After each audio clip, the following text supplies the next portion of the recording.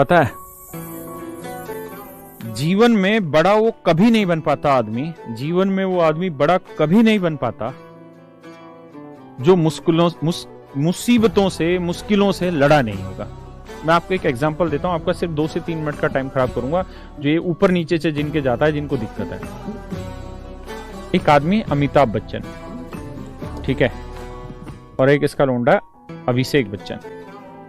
आओ, एक अमिताभ बच्चन, एक अभिषेक बच्चन है। था क्या कि बाप था बहुत बड़ा स्टार, बाप था बहुत बड़ा स्टार, समझ रहे हो मेरी बात को? बहुत बड़ा स्टार था, इतना बड़ा स्टार था कि हर संडे ये अपने घर के बाहर खड़ा होता था एक स्टूल लगा के। ये इसका गेट था, यहां ये खड़ा होता था, यहां इसकी सिक्योरिटी रहती थी, और यहां हजारों आदमी हर संडे 5 से 6 हजार आदमी इसको देखने आते थे। सिर्फ शकल देखने आते थे, सिर्फ शकल देखने आते थे, सिर्फ और सिर्फ शकल देखने आते थे 5 से 6 हजार डेली। अब इसको क्या मिला? इसको इसकी कमाई हुई सारी विरासत मिल गई। इसको आज इतने साल हो गए बॉलीवुड में, इतने साल हो गए इसको फिल्म इंडस्ट्री में। आप सब जानते हैं, मेरी बात को गलत अर्थों में नहीं लेना, आप अच्छे से जानते हैं कि आज के टाइम में वर्ल्ड किस चीज का? फिटनेस का। एक स्टार ऐसा दिखना चाहिए जो फिट हो, एक स्टार ऐसा दिखना चाहिए जो फिट हो, जिसे लोग अपना आदर्श मान सकें, जिसे लोग फॉलो कर सकें। ये भाई क्या ढिल्लू था, ढल्लू हो गया। इसने अपने शरीर पे मेहनत नहीं की। जिस गंदे लेवल की एक्टिंग ये पहली फिल्म में करता था, उससे भी बदतर लेवल की एक्टिंग ये आखिरी फिल्म में करता चला गया। उससे बदतर तरीके की एक्टिंग ये आखिरी फिल्म तक करता चला गया। पता है क्यों? कारण एक ही है कि इसने जीवन में कभी मुश्किलों से लड़ाई नहीं, डिफिकल्टी लेवल इसने कभी पार किया ही नहीं। ऐसा क्या है कि राहुल गांधी कामयाब नहीं हो पा रहा? करने की वजह से क्या दिक्कत थी भाई इसको? इसको सब कुछ तो विरासत में मिला। क्या चीज विरासत में नहीं मिली? इसको घुसंड विरासत में नहीं मिले। घुसंड का मतलब समझते हो? वक्त की मार इसे विरासत में नहीं मिली। इसको वो मार नहीं मिली विरासत में, इसको डिफिकल्टी टाइम नहीं मिला विरासत में, इसने वो मुश्किलें नहीं झेली विरासत में जो इसकी मां ने, इंदिरा गांधी, या जो जो इसके दादा परदादा रहे होंगे, जो उन्होंने झेली है। इन्होंने नहीं झेली, इसलिए फेल्योर हुए, इसलिए अभिषेक बच्चन फेल्योर है। आज आप जानते हैं कि सुशांत सिंह राजपूत जो थे, अब जो भी उनके पीछे कहानी, उन्होंने सुसाइड कर लिया। वो क्यों कर लिया? किस वजह से कर लिया? शायद मुझे ऐसा लगता है कि एक बहुत बड़ा कारण कोरोना का एक टाइम होगा। ये एक ऐसा टाइम आया होगा जिसके अंदर उनको काम की उम्मीद बहुत कम हो गई होगी, है ना। बहुत सारे बिजनेसमैनों ने किया है। एक IRS था दिल्ली में, द्वारका में, और मैं ये एग्जैक्ट इंफॉर्मेशन आपको दे रहा हूं। उसने सुसाइड कर लिया अपनी कार में ही।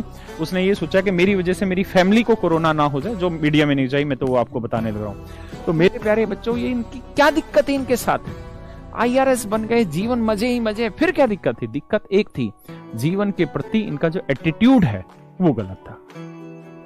हम चीजों के प्रति जो विचार रख रहे हैं, जो अपने क्रियाकलाप करने लग रहे हैं, वो गलत है। मेरे भाई, मैं आपको यही कहना चाह रहा हूं, चीजें हो सकती है बहुत अच्छे से समझ ना आए। कई बार चीजें इतनी गहराई में चले जाते हैं कि वहां समझने के लिए आपको समय लगता है।